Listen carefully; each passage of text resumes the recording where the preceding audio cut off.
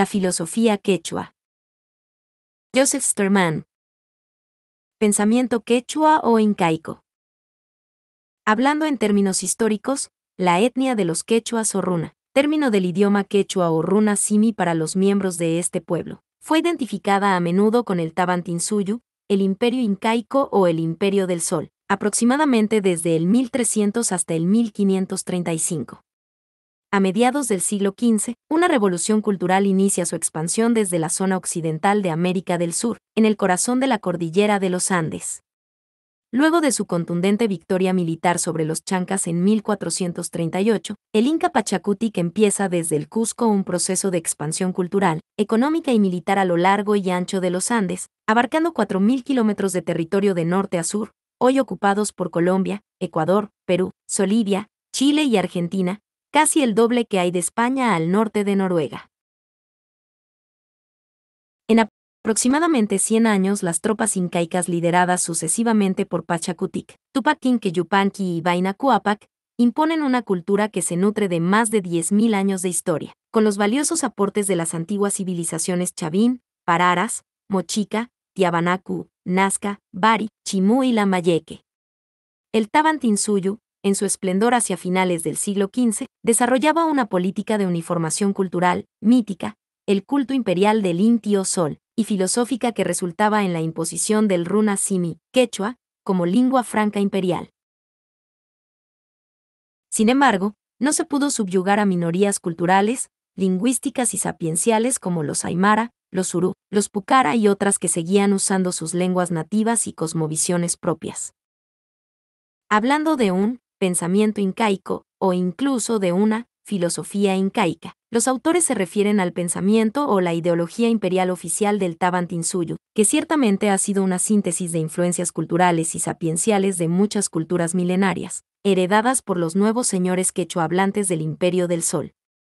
En vista de que las culturas andinas originarias usaban una escritura alfabética y jeroglífica hasta el momento no descifrada, las fuentes de tal pensamiento incaico son de índole arqueológica, paleontológica, indumentaria, o bien de tradición oral y de testimonios de cronistas españoles, mestizos e indígenas aculturados, que hablan ya el español.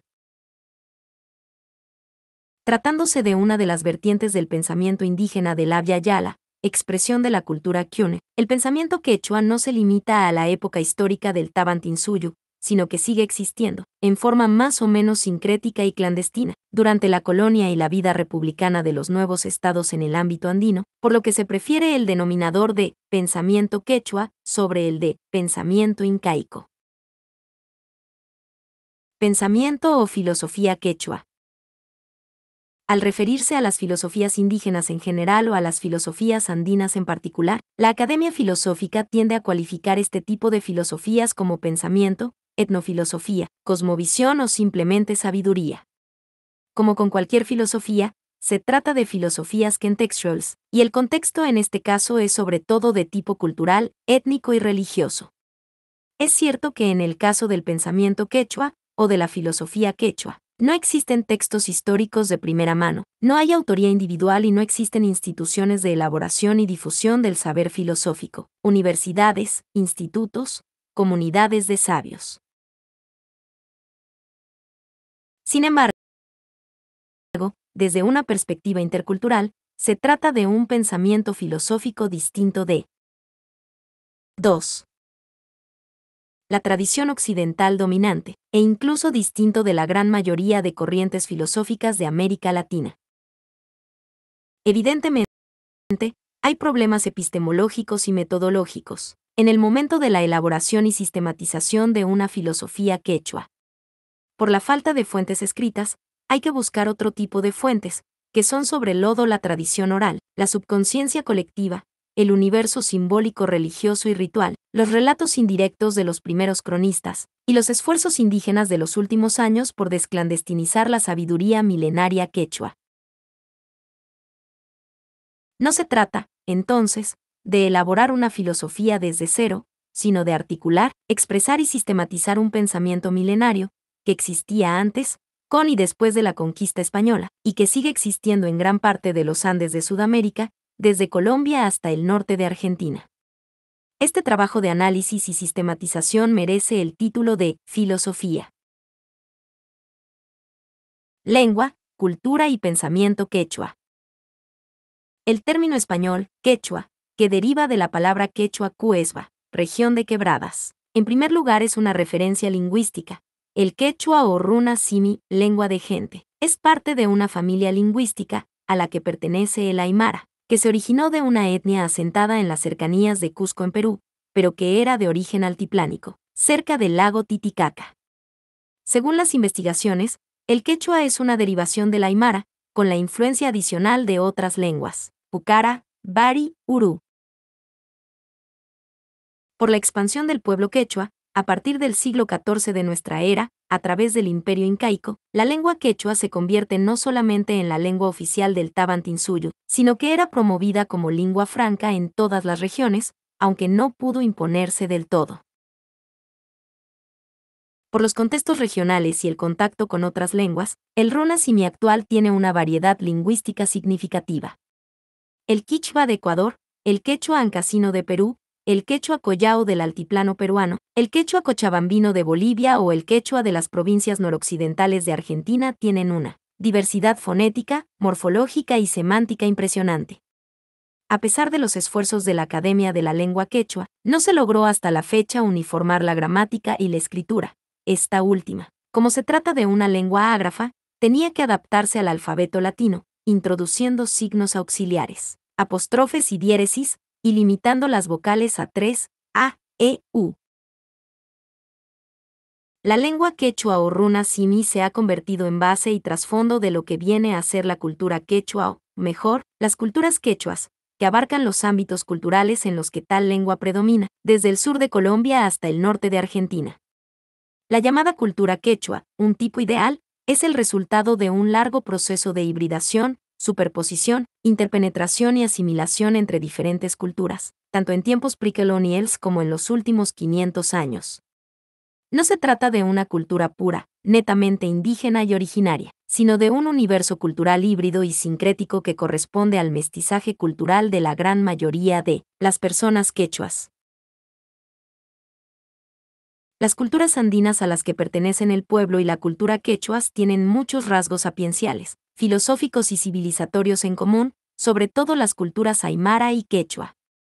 La cosmovisión englobante, que es la base para el pensamiento quechua, con los principios filosóficos más importantes, es el paraguas paradigmático andino para la filosofía o el pensamiento quechua. Este pensamiento se sustenta en la lengua runa simi y su estructura básica, como también en la cultura quechua como conjunto de costumbres, ritos, principios, éticas y modos de vivir. 3. La pachasofía quechua. El pensamiento quechua tiene una racionalidad sui generis que se construye en torno a un concepto eminente, expresado por el término quechumara, quechua y aymara, pacha. Esta palabra es polisémica, no puede ser traducida en forma unívoca a la lengua indoeuropea. Filosóficamente, pacha significa el universo ordenado en categorías espaciotemporales, pero no simplemente como algo físico y astronómico. El vocablo griego cosmos tal vez se acerque más a lo que quiere decir pacha, pero sin dejar de incluir el mundo de la naturaleza, al que también pertenece el ser humano. Pacha también podría ser un equivalente homeomórfico del vocablo latino esi, ser. Pacha es lo que es, el todo existente en el universo, la realidad. Es una expresión que se refiere al más allá de la bifurcación entre lo visible y lo invisible, lo material y lo inmaterial, lo terrenal y lo celestial, lo profano y lo sagrado, lo exterior y lo interior. Contiene como significado tanto la temporalidad como la espacialidad, lo que es, de una u otra manera, está en el tiempo y ocupa un lugar, topos. Esto incluso rige para los entes espirituales, espíritus, almas, dioses. Pacha es la base común de los distintos estratos de la realidad, que para el runa, persona humana, son básicamente tres: Anak Pacha, Kai Pacha y Yuri o Uku Pacha. Sin embargo, no se trata de mundos o estratos totalmente distintos, sino de aspectos o espacios de una misma realidad, Pacha, interrelacionada. Tal vez sea oportuno traducir el vocablo pacha por la característica fundamental de la racionalidad andina, relacionalidad. Tiempo, espacio, orden y estratificación son elementos imprescindibles para la relacionalidad del todo. Juntando el aspecto de cosmos con el de relacionalidad, podemos traducir lo que siempre es a la vez traicionar, Pacha como cosmos interrelacionado o relacionalidad cósmica. La Pachasofía quechua es la sapiencia filosófica andina concerniente al universo ordenado y basado en ciertos principios directrices que se exponen a continuación. El principio de la relacionalidad. El rasgo más fundamental y determinante del pensamiento andino es la relacionalidad de todo. La categoría básica no es el ente en cuanto ente, ens in quantum ens, de la metafísica occidental, sino la relación. La filosofía occidental tiene como fundamento ontológico la sustancialidad de todo lo que existe, sea en sentido realista como ser en sí mismo, o sea en sentido trascendental como autonomía del sujeto. La existencia separada y monádica es lo primero, la relación entre los entes particulares lo segundo. Para el runa quechua, la situación es la inversa. El universo es ante todo un sistema de entes interrelacionados, dependientes uno de otro, anárquicos, heterónomos, no sustanciales.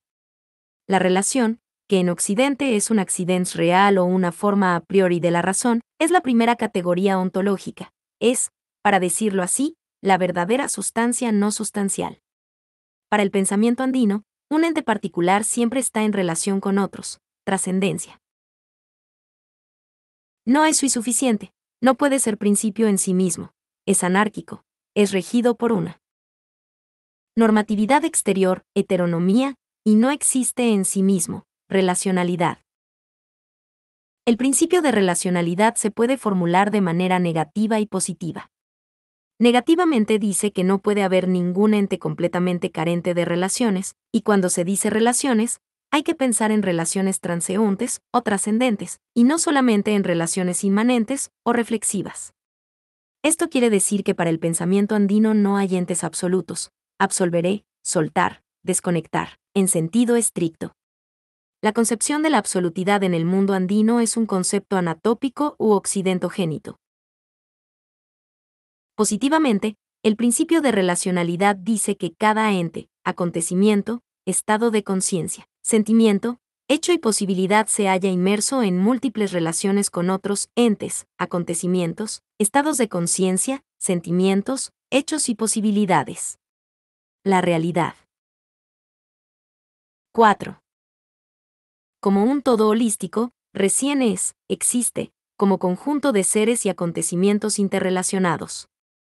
El verbo quechua kai significa ser y existir, pero también es usado para expresar la relación de posesión o pertenencia. Tengo un hijo. En quechua se expresa como de mí me es mi hijo, guaguaí canmi. Además, el mismo vocablo kai también se usa como adjetivo y pronombre demostrativo con el significado de este, esta o esto, kai kuari, este varón, y man kai, ¿qué es esto? El principio de relacionalidad también tiene que ver con la relación gnoseológica. La filosofía occidental expresa su concepción diastática, ante todo, respecto a la relación entre el sujeto y el objeto gnoseológicos. La relación cognoscitiva es una relación de conciliación entre realidades bifurcadas. El reconocimiento fenomenológico de que cada conciencia fuera conciencia de intencionalidad no supera esta condición, sino solo la inmanentiza.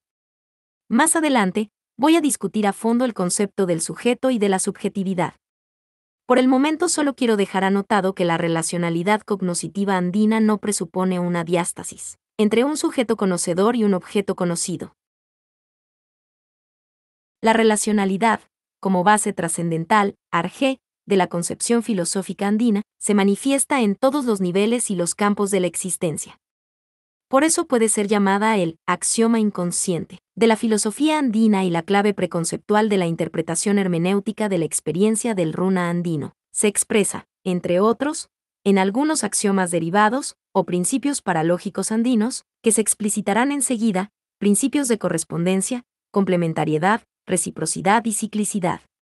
Estos principios, a su vez, son la base paradigmática para un sinnúmero de fenómenos filosóficamente interesantes en los ámbitos de la naturaleza, la vida social y el orden ético. El principio de correspondencia. El principio básico de relacionalidad se manifiesta a nivel cósmico como correspondencia entre micro y macrocosmos, entre lo grande y lo pequeño.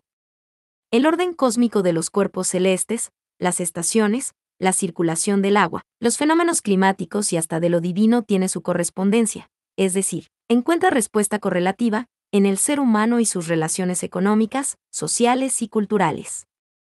El principio de la correspondencia cuestiona la validez universal de la causalidad física. El nexo entre micro y macrocosmos no es causal en sentido mecánico, sino simbólico representativo. Por tanto, los fenómenos de transición, que son chacanas o puentes cósmicos, como los cerros, las nubes, el arco iris, los manantes, los solsticios y los cambios de luna tienen un carácter luminoso y sagrado. El ser humano representa mediante actos simbólicos lo que pasa en lo grande, asegurándose de esta manera de la continuidad del universo y de la perduración del orden cósmico. La correspondencia rige ante todo entre las esferas del Anak Pacha, espacio de arriba, y del Kai Pacha, esfera de aquí y ahora, mientras que la tercera esfera representa el mundo de adentro, de los difuntos y ancestros, Yore/diagonal Ukui Pacha. El principio de complementariedad. Cada ente y cada acontecimiento tienen como contraparte un complemento como condición necesaria para ser completos y capaces de existir y actuar. Un ente individual aislado, mónada, es considerado como incompleto y deficiente si no se relaciona con su complemento opuesto. La oposición no paraliza la relación, como sucede en la lógica occidental que se rige por el principio de la no contradicción. La oposición más bien dinamiza la realidad, como lo afirma la lógica dialéctica y el pensamiento oriental en general. Cielo y tierra, sol y luna, varón y mujer, claridad y oscuridad, día y noche, bondad y maldad coexisten para el pensamiento andino de manera 5. Inseparable. El verdadero ente, es decir, la relación es una unión de oposiciones, un equilibrio dialéctico o dialógico. La complementariedad a nivel cósmico se da como ordenamiento polar entre un lado izquierdo y un lado derecho, lo que a su vez se concibe en términos de sexuación. El lado izquierdo corresponde a lo femenino y el lado derecho a lo masculino. Se trata de categorías cosmológicas o pachasóficas y no de antropológicas o biológicas. Para el runa quechua todo está sexuado y, por tanto, sujeto al principio de complementariedad. El principio de reciprocidad. Los principios de correspondencia y de complementariedad se expresan a nivel pragmático y ético como principio de reciprocidad. A cada acto corresponde, como contribución complementaria, un acto recíproco. Este principio no solo rige en las interrelaciones humanas, entre personas o grupos, sino en cada tipo de interacción, sea esta infrahumana, entre el ser humano y la naturaleza, o sea entre el ser humano y lo divino. El principio de reciprocidad es universalmente válido y revela un rasgo muy importante de la filosofía andina. La ética no es un asunto limitado al ser humano y su actuar, sino que tiene dimensiones cósmicas. Con mucha razón se puede hablar de una ética cósmica, que para la racionalidad occidental sería un absurdo, debido a la implicación mutua de eticidad y libertad. La reciprocidad andina no presupone necesariamente una relación de interacción libre y voluntaria. Más bien se trata de un deber cósmico que refleja un orden universal del que el ser humano forma parte. El principio de reciprocidad dice que diferentes actos se condicionan mutuamente, interacción, de tal manera que el esfuerzo o la inversión en una acción por un actor será recompensado por un esfuerzo o una inversión de la misma magnitud por el receptor. En el fondo, se trata de una justicia metaética del intercambio de bienes, sentimientos, personas y hasta de valores religiosos. A través de la reciprocidad, los actores, humanos, naturales, divinos, establecen una justicia cósmica como normatividad subyacente a las múltiples relaciones existentes. Por eso, la base del principio de reciprocidad es el orden cósmico y su relacionalidad fundamental, como un sistema armonioso y equilibrado de relaciones. El principio de ciclicidad. Debido a la experiencia agrícola, el hombre andino concibe tiempo y espacio, pacho, como algo repetitivo. La infinidad no es entendida como línea sin fin, sino como movimiento circular o espiral interminable. Cada círculo describe un ciclo, que puede ser referente a las estaciones del año, la sucesión de las generaciones o las diferentes eras históricas. El novum como algo absolutamente desconocido no existe para el pensamiento andino. La secuencia de ciclos es dialéctica y discontinua. Cada ciclo termina con un cataclismo cósmico, Pachacuti, que da lugar a otra vuelta, una era nueva en otro nivel. El tiempo para el runa quechua es como la respiración, el latido cardíaco, el ir y venir de las mareas, el cambio de día y noche. El tiempo es relacionalidad cósmica, copresente con el espacio, o simplemente otra manifestación de Pacha. Las categorías temporales más importantes no son avanzado o atrasado, ni pasado y futuro, sino antes, Yaupac, y, después, Kepa. El tiempo tiene un orden cualitativo, según la densidad, el peso y la importancia de un acontecimiento. Por eso, existen tiempos densos y tiempos flacos. En algo la temporalidad andina refleja la concepción griega del kairos. El tiempo no es cuantitativo sino cualitativo. Cada tiempo, época, momento, lapso, tiene su propósito específico. Existe un tiempo para la siembra, otro para él. 6. Porque, otro para la cosecha. Hay tiempos rituales para hacer los despachos y los pagos a la Pachamama. Los rituales y las ceremonias no son neutrales respecto al tiempo. Si no es el tiempo apropiado, el ritual no tiene el efecto deseado. No se puede presionar el tiempo. Por eso, las supuestas ganancias de tiempo para el runa /diagonal haki a largo plazo serán pérdidas. Conclusión. Para el pensamiento quechua, y a fortiori y para todas las filosofías indígenas, el futuro parece oscilar entre una integración estética y la absorción completa por la cultura occidental dominante. En el primer caso, la filosofía andina se convertiría en un paradigma exótico del pensamiento humano, accesible mediante Internet a los cibernautas del siglo XXI y conservado como en un banco genético, intelectual para las futuras generaciones de viajeros virtuales. Sería entonces parte de una cultura museal, un pensamiento sin pensadores, una filosofía sin sabios del amor, una creación sin creadores. En el segundo caso, el proceso de la occidentalización, a través de la economización globalizada, arrastraría en la caída todo tipo de reducción cultural y de resistencia andina. Para las comunidades quechuas es una realidad viviente y en crecimiento.